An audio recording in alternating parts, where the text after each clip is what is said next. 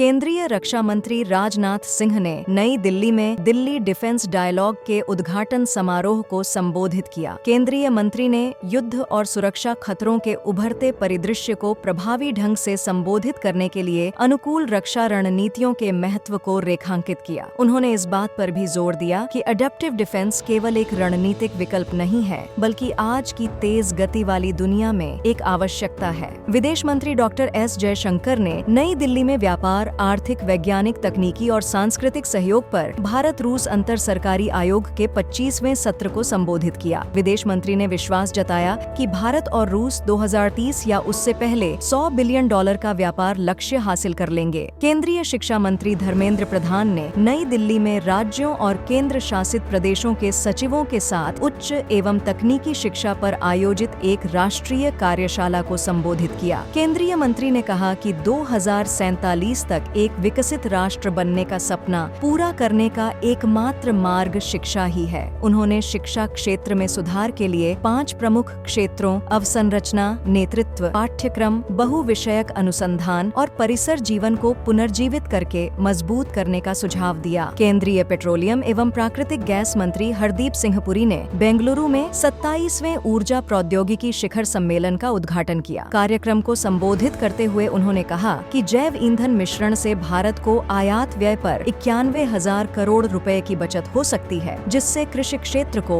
लाभ होगा। केंद्रीय मंत्री ने कहा कि भारत जैव ईंधन मिश्रण में विश्व में दूसरे स्थान पर है और अगले वर्ष तक 20% जैव ईंधन मिश्रण लक्ष्य को निर्धारित समय से पहले प्राप्त करने की दिशा में अग्रसर है।